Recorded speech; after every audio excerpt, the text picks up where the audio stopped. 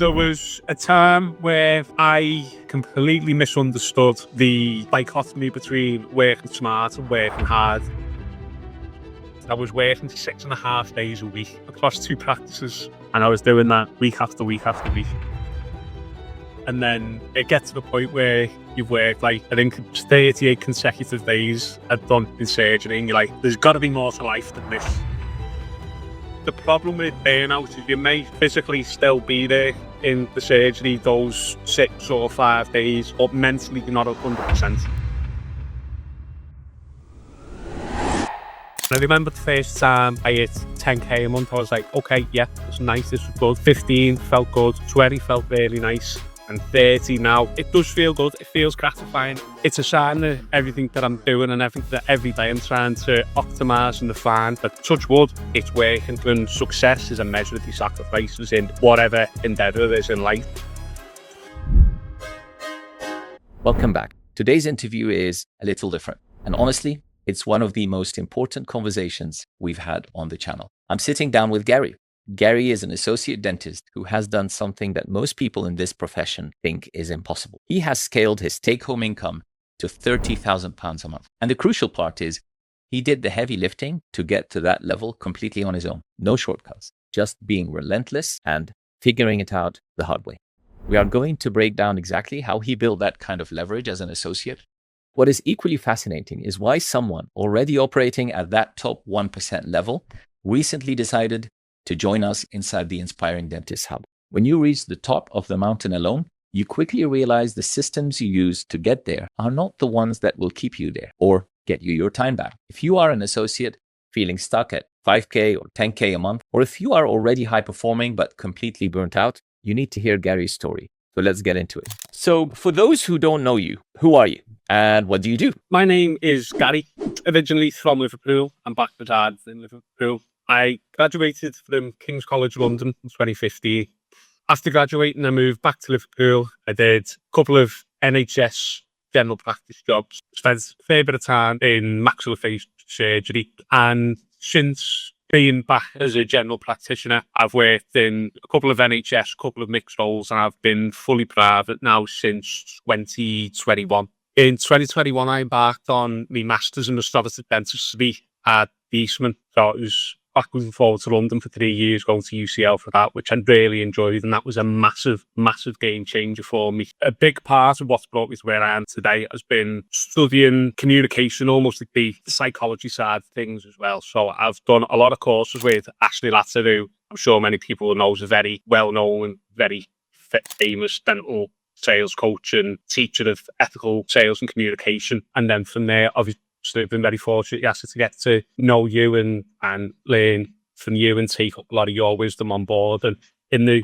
relatively short time I've been with you and your courses and everything that you offer, you made a huge difference to me as well and really reinvigorated me. And I'm just hoping that today I can take the combination of the huge amounts that you've taught me and the stuff that I've picked up along the way. And I'm hoping today we can put together something really useful for anyone listening. Wow.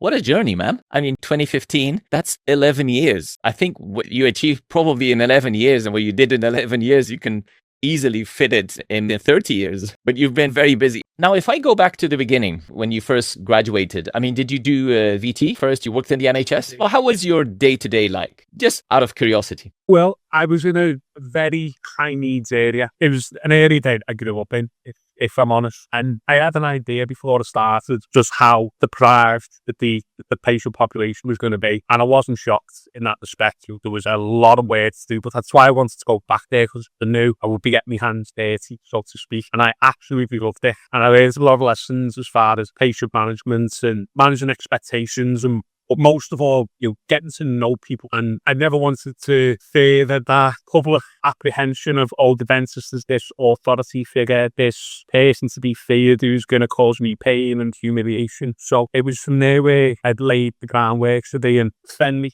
still professional, but, I didn't ever want to be this, authority figure, this sort of paternal medical figure who was, wagging the finger saying, you must do this, you must do that. So it was really nice to spend that year refining, the interpersonal skills as well as the clinical skills. And with it being such a busy practice, it was great for hands-on experience, and saw lots of things and was able to do lots of procedures of all different types. So really enjoyed it. I was gutted really when the year came to an end. I loved it so much. Nice. Well, I come from working class. It's good to come from a place and go back and serve the community. It's highly commendable. But you did this growth from that point without coach or mentor. I mean, you mentioned Ashley. Was that the defining moment? What was it that made the turnaround? When did that happen? Well, quite interesting when I first became aware of Ashley. When I was an undergraduate, when I was coming home to Liverpool each summer, I was spending each summer doing work experience or shadowing with different dentists in Liverpool. And there was one very high-end dentist who told me about Ashley and how he had benefited from him. So I was aware of Ashley even as an undergraduate. And then when I was working, when being qualified, that's when I was working in a mixed practice, and I knew that my clinical skills would grow and my confidence was growing. It was at that point where I was thinking, well, I need to be able now to convey to patients, well, I can offer you something slightly more, and making that demarcation between what's available on the NHS and what's available privately. It was at that point that I sought Ashley's expertise, and then I did his initial ethical sales course, and it really lit a fire for me. And it was like, wow, there's so much structure that you can give to your communication and how you conduct yourself. It was such a game change for me, because whereas I'd been before then doing it as I thought fit and was having good results, patients liking me and warming to me and accepting cases, when I was taking on board Ashley's expertise and doing it in a much more polished, structured way, it made a massive difference. And the payback time on the course was a week.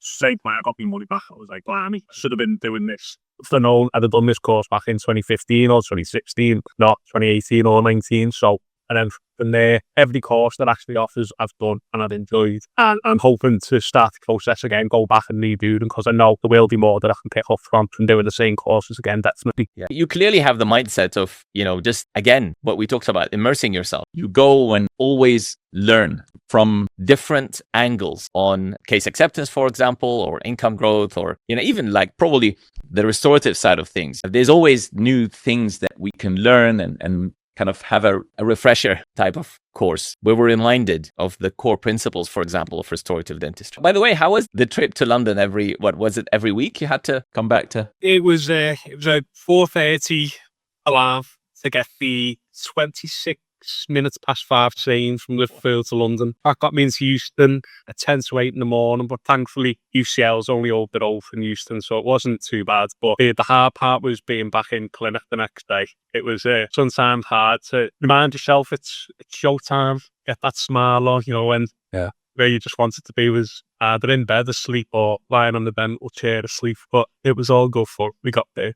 And by the way, do you feel that sacrifice or that the grind and really like pushing through and not giving up, that is a determining factor to what shaped you and where you are now? Oh, definitely. Well, that you could extrapolate that back and know, well, if I wasn't willing to make the sacrifice, as intelligent as I may be, no one just walks into dental school. So, it was hard work to get into King's in the first place, and then to get through the other end with your dental degree, unbelievable levels of sacrifice and the things that you have to go through and the things that you have to do. For me, absolutely 100% sacrifice. It's integral to get to where you want to be in life. And yes, it's painful. Yes, it's uncomfortable, but comfort zone might be a nice place to be, but nothing ever grows there. Success is a measure of your sacrifices in whatever endeavor there is in life. Now, did you ever run close to burnout at any point? Yes.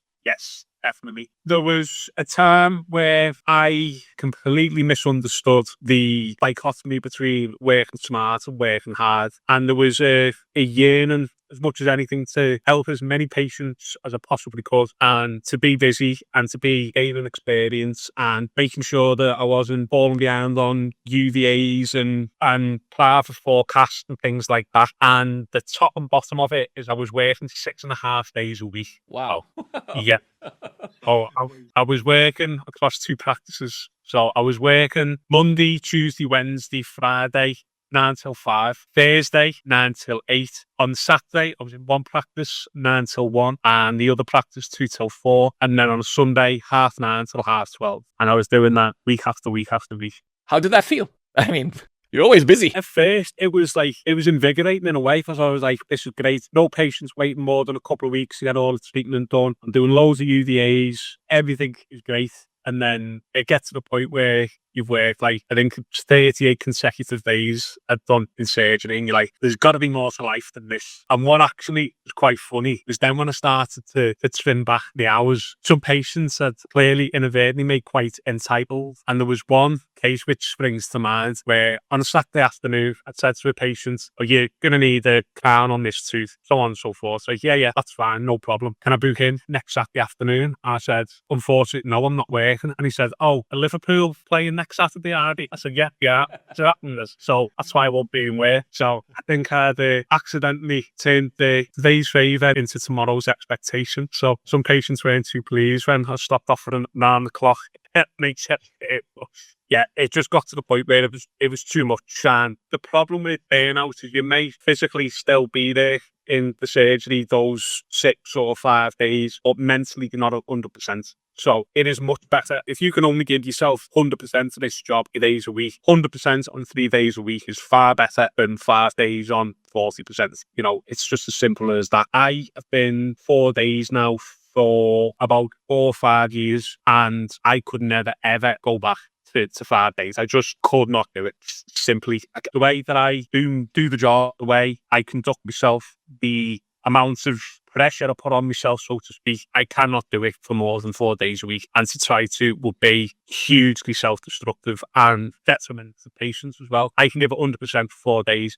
I can't give it 100% any more than that. So I would be diminished to do any more. Yeah, it's hard work, and mainly physical, but there's also a mental component to it because we're dealing with people, right, on a daily basis. Now that Gary, who was kind of initially maybe for a short period of time trapped, what would you say to that person? Well, what I would say is I don't regret it in a way because it showed me where my limits were. And while it was the novelty of working these insane hours, yeah, I was getting plenty of experience and I was helping a lot of people, and that was great. But it did very quickly show me that, there is more to life than just working every hour of the day. And ultimately, we're here to serve the patients. And if you're not able to give the 140 patients of the week the same level of diligence that you gave the first, then that person, you're doing them a disservice just purely because they've booked in on Friday afternoon instead of Monday morning. So yes, it was good from a gaming experience point of view and learning where my limits were. It was probably a very almost reckless way to do it, but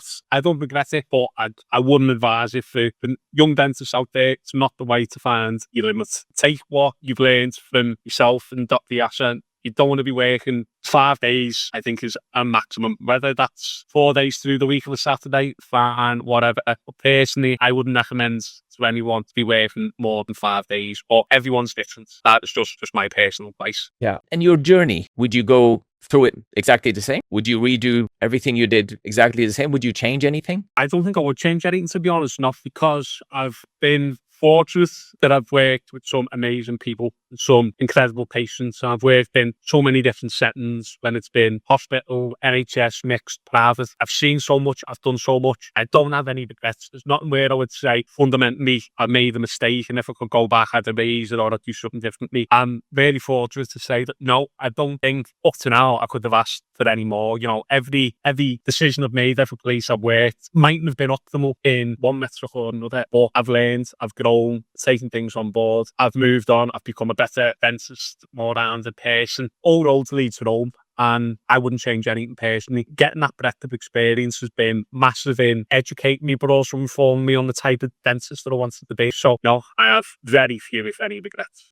Gary, this reminds me of something I once heard. When you face hardship, do I see this hardship as something that kind of pulls me down and keeps me where I am and in the same struggle? Or do I see this as an opportunity to see it as a stepping stone to something different? So, yes, this is a struggle, fine, but I'm also learning. I'm also growing as a person. And I use this period of hardship to enable me to grow, not just financially, to grow at clinical skill level, at human skills level, empathy and compassion. And maybe I can work on the way I communicate with the team, and I set up internal processes that smoothen the turnaround time, for example. When I deal with cases that are very different, let's say I do an RCT and then we need to set up for a crown, and then after that we have a denture case, and it's quite hard for nurses to run around and very quickly set up for a completely different case. And by the way, that's one of the advantages where you can increase efficiency. If you're very selective in your treatment mix,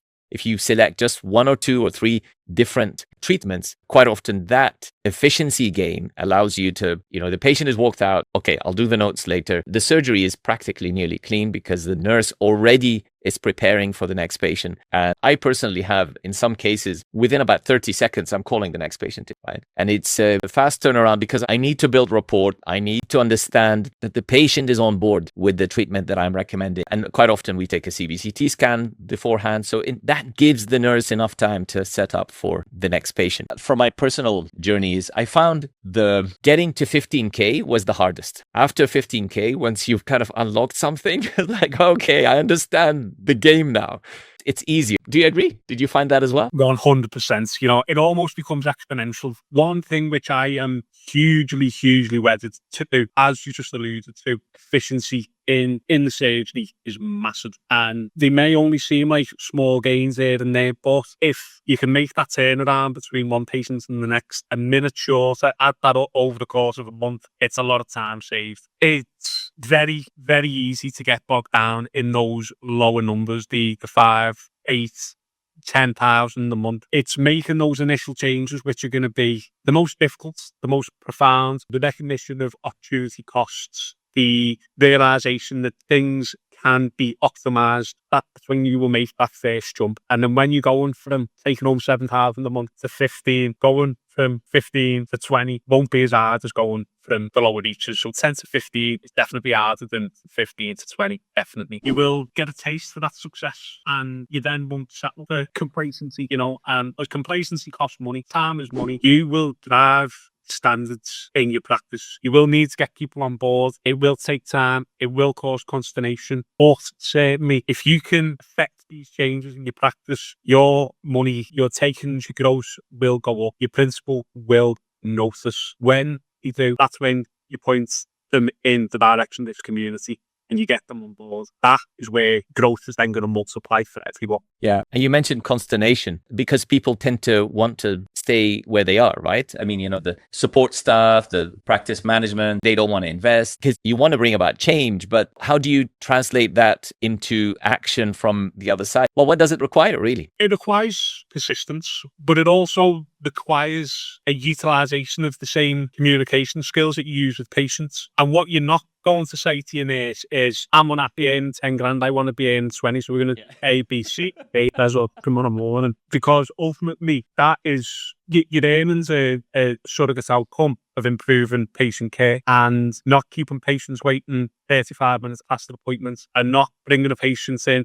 sitting them down and the nurse hasn't set up, or bring the patients in and no one knows what procedure is being done that day. It's about improving how, when the patient walks through that front door, it's optimizing their entire experience from how they're greeted at the reception to how they're brought through to surgery, how you look after them, how you then discharge them, hand them back to the reception team. There's so many things along the way that each one can be optimized, and you will undoubtedly meet well, we've always done it this way. And if you're being blunt, you say, well, just because you've always done it this way doesn't mean it's right. It's showing people that there is another way, that there's a better way. And when it's, even if it's a trial run for doing whatever it is, slightly different way, when everyone can see tangible improvements, that's when it becomes the new dogma. This initially iconoclastic way of doing things, people will come on board. The patients will appreciate it. You have happier staff, happier principal, happier management. It's just the change in every aspect of life is uncomfortable. It is difficult.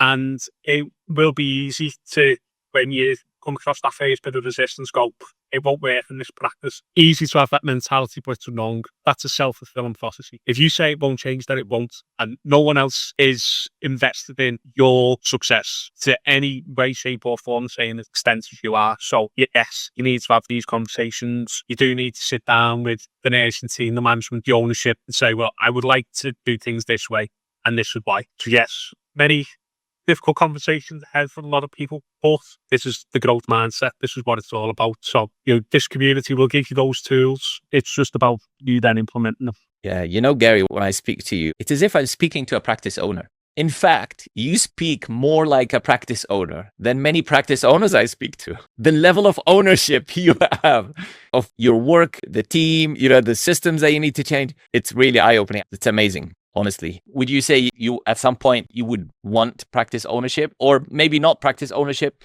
Where do you see yourself in about 12 months or 2 years? Very good question. And what I missed, so to speak, from my journey is I, for many, many years, harboured ambitions of being a practice owner. I'd put offers in on 4 or 5 different practices, and for one reason or another, none of them quite got over the line. So I saw that as a sign from above that it wasn't meant to be. Like, what, that's fine. I'm just going to be the best associate that I can. So I'm going to stick as an associate, and I'm doing well personally and financially as I am. So I'm quite happy in terms of the current setup. Of course, there is a lot of optimization for me still to do. We all can. So when I say that, I don't mean I'm resting on my laurels, but I'm 99.9999% certain I'll still be in the same practice for the next several years, because I'm happy. I'm still growing, love patients. Patients seem to love me. So yeah, I'm quite happy we couldn't set up, to be honest.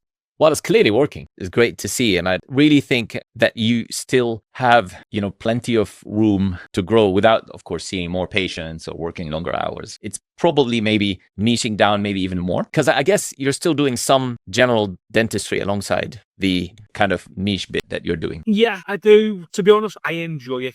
Doing the occasional, concerts and whatnot. Yeah, it's not the biggest ticket item, but yeah, it's enjoyable. But I think definitely I need to look at narrowing, and certainly looking potentially delegating those items of treatment which don't align as nicely with effective hourly rates in the fullness of time. So there's been some discussion about our practice expanding from 3 chairs to 4 or 5 in time. So maybe when that happens, it'll be very easy then for me to to consider skill mix in terms of therapist, hygienist, that sort of thing, and discussing with other colleagues, well, I don't particularly want to be doing this. Is there anything you would like to pass over, which is within what I'm looking to do? And again, this is teamwork, very, very fundamental to success. Yeah. Had you worked with therapists?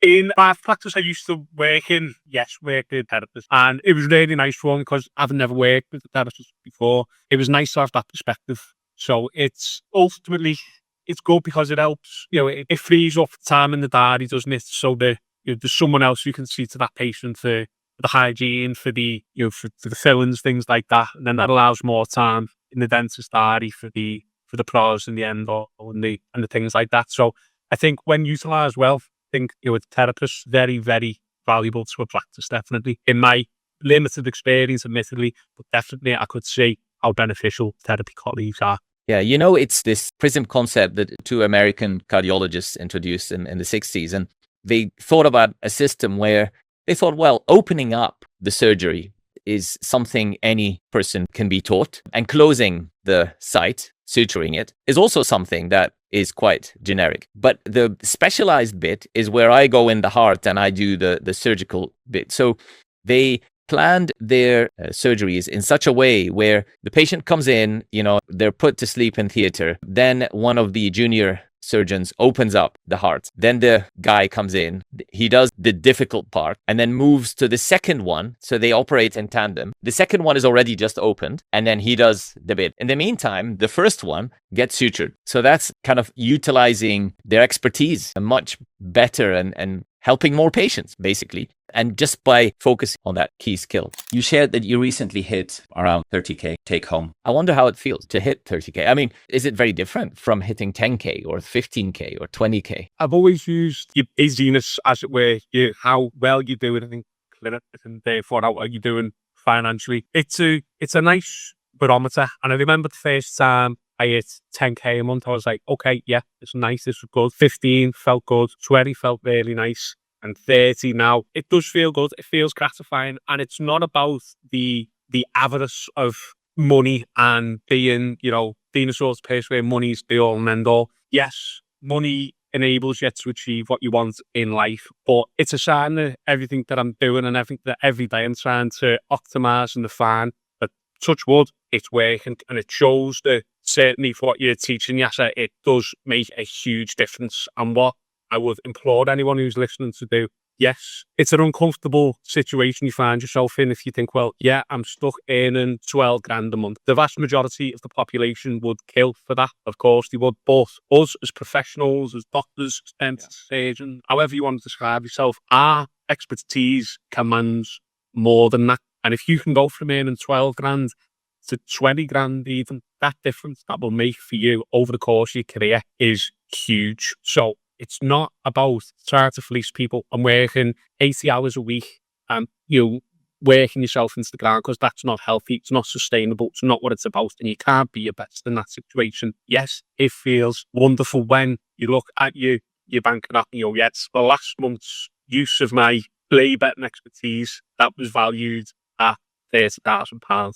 That does feel good, because that shows that you're a skilled professional and you're being paid commensurately for what you do. Yeah. And also, probably also important is that you see the fruits and the results of all the hard work that you put in, right? Imagine you're doing the masters, you're doing the hard work, and, it's such hard work, right? Whichever, whether you're in pediatric dentistry or oral surgery, or it's very laborious. We're surgeons, right? Literally.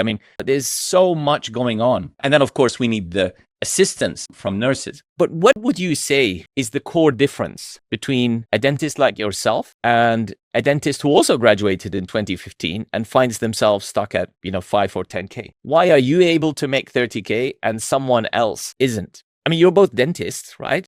Personally, we'll boil it down to, I feel fundamentally, from your undergraduate training, and certainly in the UK, if people are working in the hospital system or the NHS, where there is certainly no undergraduate teaching as far as the monetary side of things, and then when you go into hospital again, NHS, the fees are very low or non-existent in a lot of settings. And I don't think it's instilled in people from the start just how rare and valuable your skills are as a dentist. And I think it is very, very easy, without any training or any instruction as far as what you wear. I think people will instantly devalue themselves and just not appreciate how much their expertise is worth and how vital it is. And I think without that, it is very easy to become one of these people who is apologetic when discussing fees with patients, or the absolute worst, that's worth, that crown should be £800.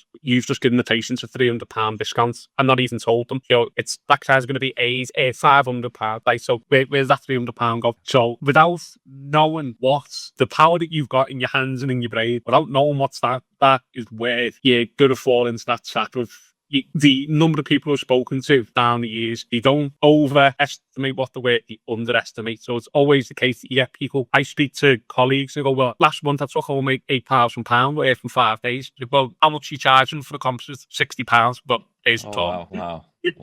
Dentistry shouldn't be doing anything, any ICU service for £60. Yeah. So that is your issue. You need to take a step back and just think, what is it that I'm doing for people? I'm performing surgery in the mouth, on the teeth, on a moving target, and I've spent 5 years learning how to do this. And if you're charging less than what tradesmen would charge to come out to fix your boiler or, fix your toilet, you're a professional, you're a surgeon, and you need to remember that. Yeah, agree. And also, £60 for a composite restoration. How's that going to pay for a receptionist sitting at front desk, or maybe two, right? A nurse, all the materials, the rent, the equipment. And then on top of that, your expertise. Another point to that is, I think it is very, very easy, and you've just made a great point there, Ash, and it brings me on to this. It's easy to say, well, I'm an associate, I just turn up, I do the work and I go home. You still need to have an understanding of the business side of things. And you need to know, well, a bottle of bonding agent costs £80.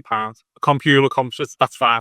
Plus your dam, plus your anaesthetic, plus your nurse, your utilities, everything like that. Ties into what we've spoken about effective hourly rate. You need to think of it in the principal side as well, because you need to keep the lights on. And if you're doing a composite filling, if you take half an hour for £60, you're going to go out of business. You are not making ends meet. It's as simple as that. How do you feel, by the way, about growth? It sounds very positive.